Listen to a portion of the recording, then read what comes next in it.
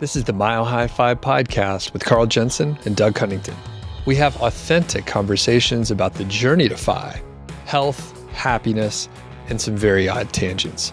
We interview Fi experts, side hustlers, people on their way to Fi, and those who have reached the other side. Join us every week, and if you want the show notes and links and all that other stuff, head over to MileHiFi.com.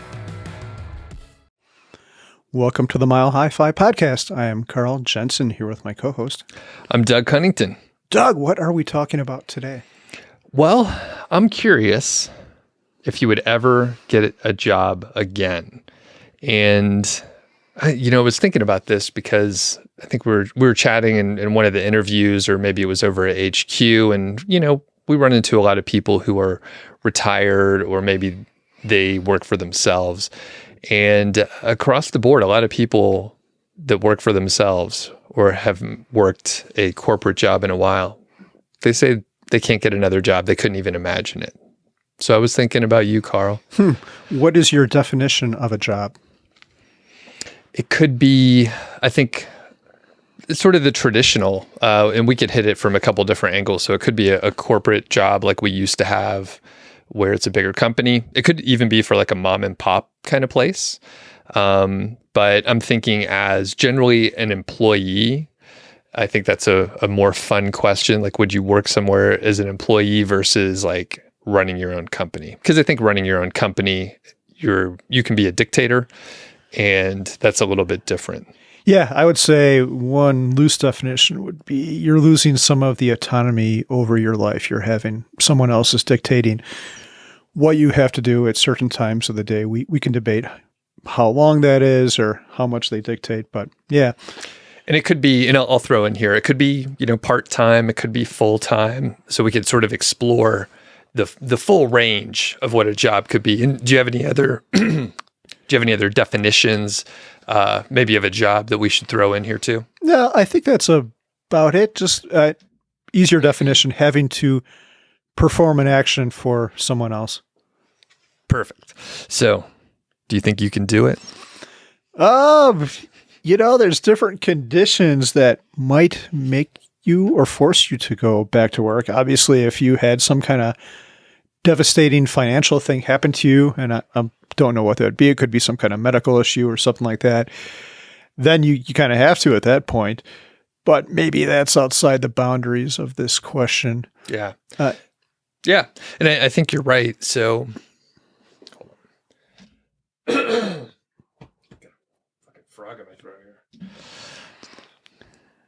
So let's just run through and we'll both answer these. So, number one, let's say you want to earn a little bit of extra money for some reason. I have no idea. Maybe you want to buy a sailboat, something crazy. So would you be able to do like a part-time job, say go work at Lowe's for a little while, where you're doing maybe a job that you wouldn't normally choose to do?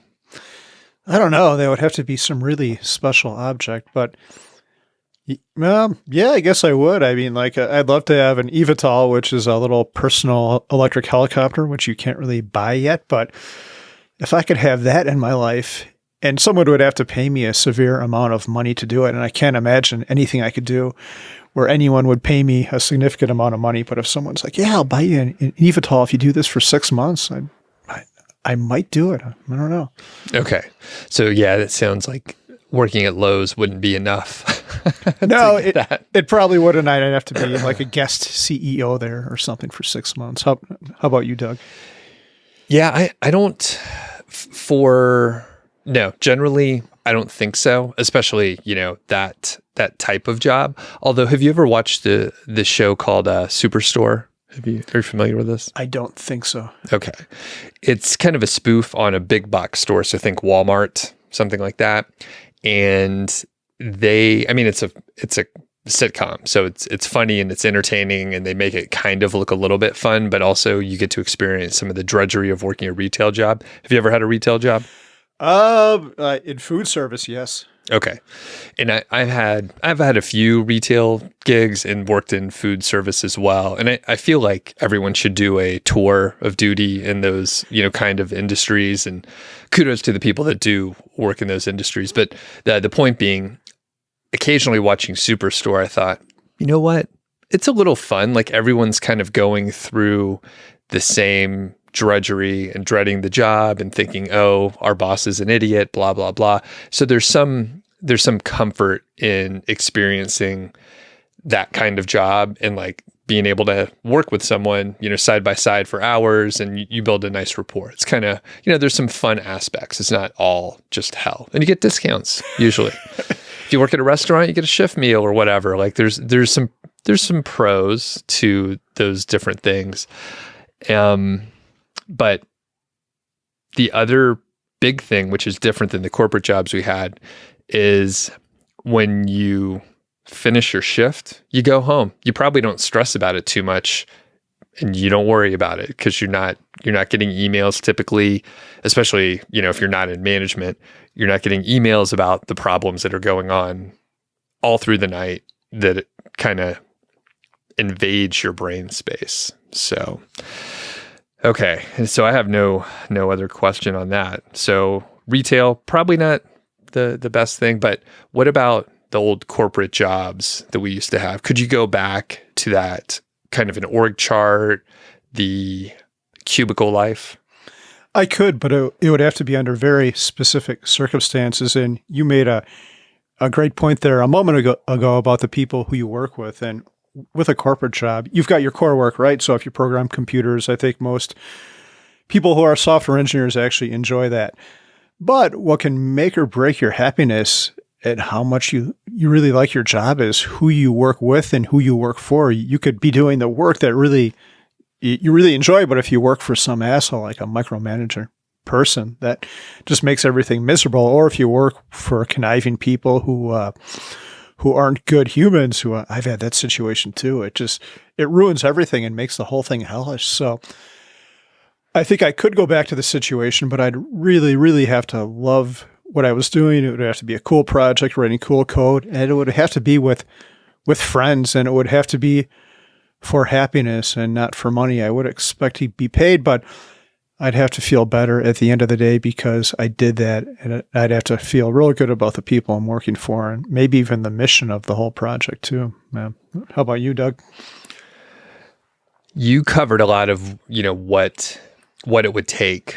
But, when I think back to, I worked in consulting, which is a special kind of hell, I think. And did you ever do the kind of management consulting that I did? I did not. Okay. Yeah, it's a special kind of hell. Think like the Bobs from Office Space, like those kind of people. And I mean, there's a lot of different flavors, but that was kind of the same sort of a atmosphere in many ways. So I think it would be really tough for me to go back. And the hardest part is just all the corporate bullshit. And I think me saying all this stuff that I'm about to say will cement any possibility of me getting a job in that industry again, because I'm just going to shit all over it. It's a horrible environment. There's so much politics. The org chart situation where you're like, yeah, just keep working. I know you're doing a great job and you're actually doing better than all the other people that you're working with, but you can't get promoted until you put in more time.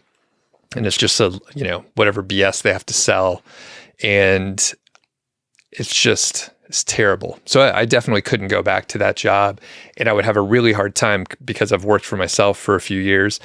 And not that I have a reasonable self-image, but I don't think I'm like super amazing in any one aspect.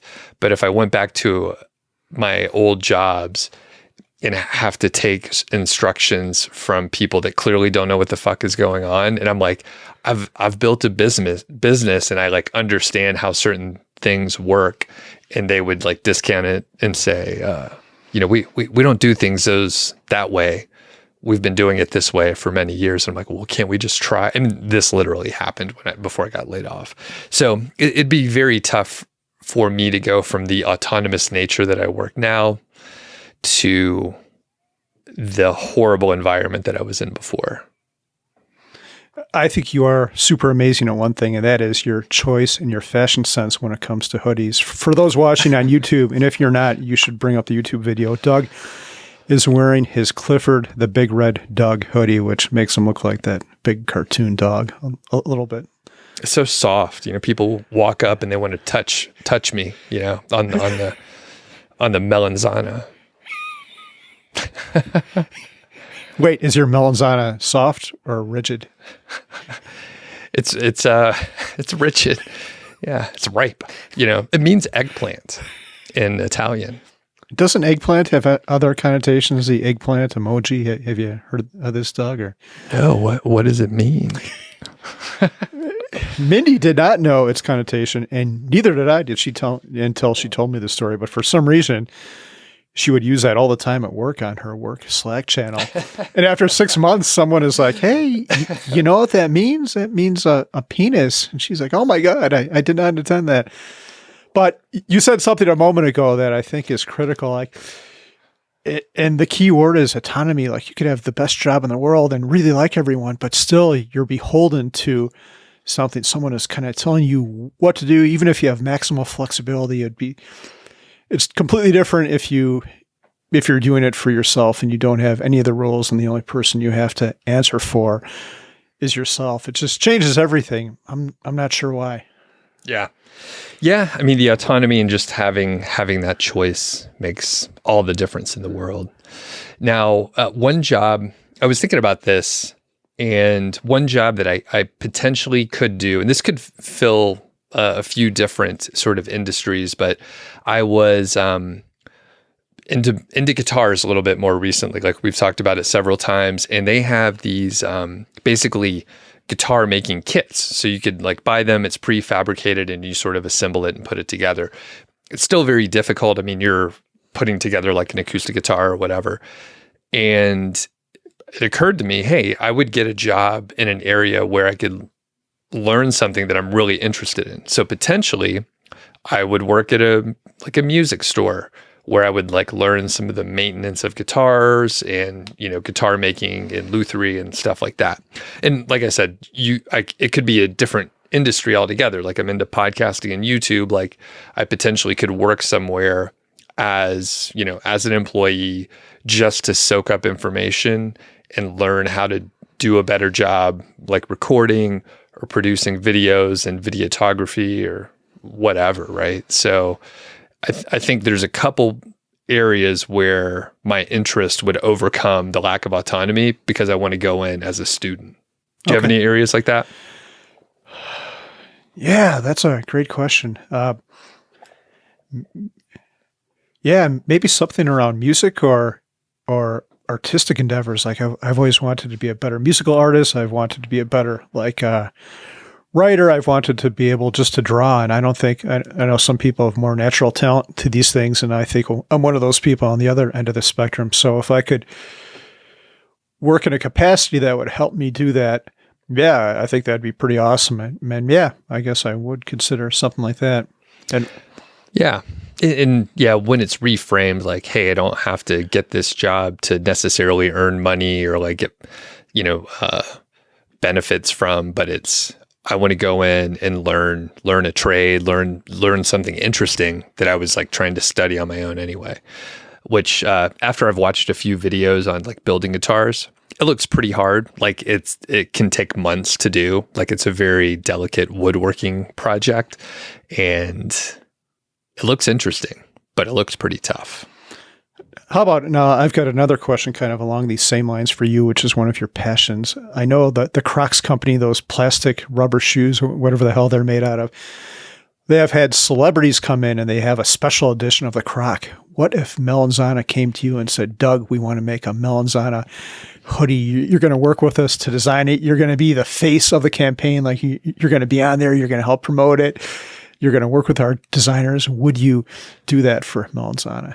Sure. Yeah. Yeah. I mean, I think we're already selling and bringing them a little bit of business. So I'm surprised they don't know who I am already. We'll put a link to it in the show notes. And when I go up to Leadville, I kind of do want to go there. I'm curious to see the store that you have this obsession about. So I am going to go up to Leadville, and I am going to go there, and I'm going to tell them that you sent me with a picture of you and see what they say about that. Nice. Yeah. Well, any other thoughts about like working again or anything like that? I have one question for you, because this actually came up with me. Has there ever been a time since you separated yourself, or since your work, I think you were actually canned because they don't want to support your remote adventures. Has there ever been a time when you've wanted to go back to work? No, I didn't even have to think that long. One caveat, I have actually applied for a couple jobs. They were things that I would kind of be qualified for. And actually, the last interview that I went on, I mean, it was well after my business was established. I think it was like 2017 or so. But I think I've told you this before. My wife doesn't have much faith in my business, even though it's been going on for it's like 6 fucking years. I mean, at some point it's like, oh, I've shown that can be successful or whatever. But she comes from, the old school where you get a corporate job, you work there for 35 years, blah, blah, blah. And yeah, entrepreneurship is, it's uncertain. Like you don't know what's going to happen. So for that reason, I basically applied for a job that could have been, a decent one. This was back in Bozeman. The thing is, when I went in for the interview, it was one of those deals, which I think at least for a little while was a lot more common. They gave me an assignment to like bring in and present, which I actually did a pretty good job overall, I think. Thank God I didn't get the job.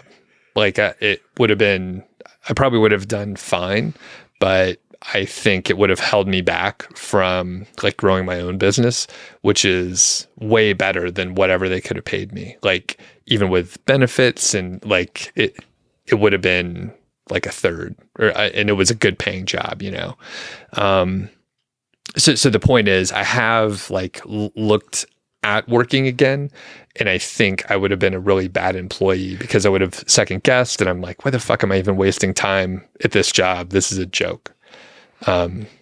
So I don't know, any follow-ups on that? Yeah, I actually have two. I mean, just this whole talk, it feels like I'm trying to think of some bad thing that's happened to me lately. The thought of it, I come from I'm very thankful for our situation, but we both work pretty hard to get where we're at today. But the thought of having to wake up and maybe having to conform to a dress code and like drive to an office, and I know that might not be a thing right now, but that just sounds absolutely horrible. There's so many other things, bad things I would rather have happen to me than to have to do that. It just sounds, oh man, I can't even, having to go back to that. Yeah. Well, for the interview, I had to go and buy shoes. And I went to like a thrift store and found just like some plain black dress shoes for like $4. The thing is, before I got laid off, when I moved, I threw out my dress shoes, and that was 8 years ago. And I have no dress shoes right now. So I literally threw out an iron, right? I have like some business casual clothes that I haven't worn in 8 years or whatever. So yeah, it sounds soul sucking, thinking about having to wear a shirt with buttons. Oh yeah. It's crazy. Yeah. So yeah, it'd be tough to like switch that, flip that switch back to work as an employee. Yeah. One story about dressing up. I think I still have 2 pairs of khakis, but they're kind of like cheater ones. I think they're actually like khaki colored blue jeans or something like that. So anyway, a couple weeks ago, we had tickets to go see Danny Elfman. Do you know who he is? Or he wrote all the music for most of the Tim Burton movies. Super cool musician dude. So we had tickets to go see him at the Denver Symphony. So I'm like, these khakis are there. I might as well like wear them for something. It's been like 8 years or whatever. So I put them on and I come downstairs, and my older daughter's like, Dad, what are you wearing? What is that? You look so strange. What's going on? I thought about that for a second. I'm like, this is good. You're in a good place. You haven't had to dress up at all, because usually I look like I'm pretty dressed up now. I consider this dressing up because my clothes don't have any stains on them. So I thought about that. I'm like, yeah, this is good. I look like a dirtbag like 98% of my time, and I'm in a good place. Yeah. And one other side story, and then we'll wrap it up here. We had a friend, I won't mention who it is, but he pitched an idea to have like a formal event and like dress up in a tux and stuff. And he was like, hey, Doug, do you think it's a good idea to, dress up and, be fancy? And I was like, no. And there was a group of people, and I didn't know like what the test was, but I was like, no, I don't think so. That sounds horrible. And I think that was a consensus, right? That was what you said, I'm sure. Yeah, I remember that conversation. And my first thought was, is he just screwing with us? Like, why the hell would you want to do that? Like, tux, like that's even higher. I don't ever want to wear a suit or a tie or a button-down shirt. What the hell do I want to wear that for? Yeah, but it turns out he was serious, and I'm not sure why. Yeah, that's just, how much would they have to pay you to, like, say they gave the tux? How much would they have to pay you to go to an event like that? I don't know. It's a tough call, and it has been a while. I mean, we actually used to go to some like events like that where some charity, something blah blah blah, where they you like buy a table and that sort of thing, like one of those fancy dinners, and you would have to dress up. But now that I'm thinking about it, I'm like, if I'm donating money, I'm gonna wear whatever I want, right? Yeah. So I'm the kind of riffraff they don't want to cater to, I guess. So okay. So grand conclusion. Probably not going to get another job. If I have to get another job, something has gone very, very, very, very wrong in my life. You? Yeah, pretty much. It would have to be some crazy circumstance, or I'm like doing research to write a book, right? We have a couple restaurants very close by that I could walk to, and I was like, oh man, it'd be pretty fun to work at the TGA Fridays. I could walk in there, wait some tables, have some stories, like get a shift drink and a meal, because the food's great at Fridays, right? And then just walk home. I was like, oh, that could be kind of fun. Meet some friends. I don't know. Yeah, I haven't been there in a while. Do they still make you? Wasn't that an Office Space, or they're making fun of it where they've got the flare? What do they call it? Like all the buttons and shit. Do they? Yeah, the flare. I haven't been to that. I haven't been there in years. Do you know if they still do that? I haven't been. I haven't been either. But yeah, it was like the tchotchkes, right? Yeah. They had to wear their pieces of flare. Yeah. All right. Well, if y'all have comments on this, or thoughts, if you would work another job after you have stopped, please shoot us an email, or you could leave comments on the YouTube. Don't forget, you can sign up for our email list. There's a link in the description and show notes. Anything else you want to mention? I think that's it, Doug. And actually, while I'm talking about it, I have my own podcast. It's called The Doug Show. And I just want to let people know, I talk about other topics there, like my side hustles that turned into my full-time job. And Carl's actually been on it a couple times, and Mindy has been on it once too. And I've interviewed a couple other people from the Fi space. So definitely worth checking out. Have you ever listened to one of the episodes? I have never listened. I'm sorry, Doug. I'm not surprised. You don't even listen to your wife's show, so. Correct. All right. Well, I'll see you soon, buddy. See ya. Thanks for listening to the show. That was the MHFi podcast, and I'm Doug Cunnington, the balder host, and Carl Jensen is the cool, sexy one. If you dig the show, please do 3 things for us. Number 1, tell a friend, a family member, an enemy about the show. We really don't care who you tell. Maybe forward them a specific show that you know that they will like. It's the single most helpful thing that you can do to spread the word. It's like giving us a virtual high five, and actually we don't give high fives in person, so the virtual kind's pretty good. And more importantly, your friend or family member or even your enemy will appreciate the fact that you were thinking of them. Number 2, make sure you're following or subscribed on your podcast app, Apple Podcasts, Spotify, Overcast, YouTube, whatever you're using, and that way you won't miss a show. And number 3, please leave us a rating and review. We read them on the show occasionally, and you might hear yours out there on an upcoming episode.